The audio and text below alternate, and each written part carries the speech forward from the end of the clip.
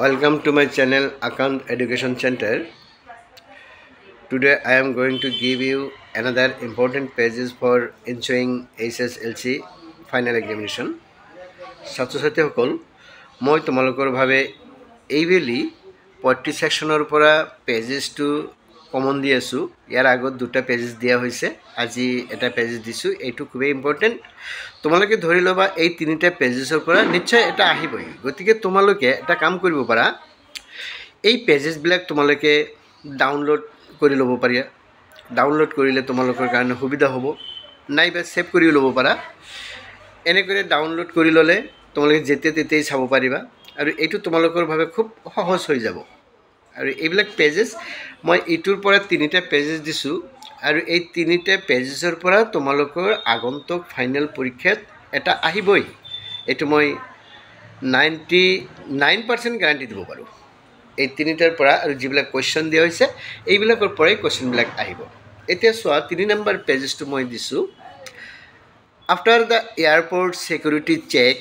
yet dot disu dot mane yet kitabor line khini dia thakibo ete ei kitabor line or porai tomalokor question black dia thakibo 82 pages 3 number pages yet soa what did the poet do after the security check yet answer to hobo after the security check up the poet stood up years away a few years away and looked at her mother's face again.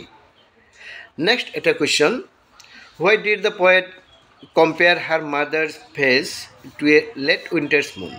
Your answer to the late winter's moon lacks brightness as well as strength.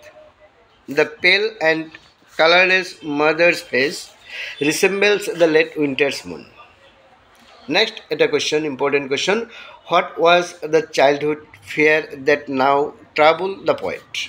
Your answer to the childhood fear of the poet was that she might use her mother's and never see her again. Next question. What do the poet's parting words suggest? It is a very important question. The parting words reveal both hope and fear. At 66, anything can happen to her mother, but she hides her real fear and hoped that she will meet her again soon. Next, at a question is yet 5 number question. Why did the poet smile and smile? Your answer to the poet did not want to show her fear to her mother, and so she made false smile. She smiles to reassure that they will meet soon. Ek eta খুবই important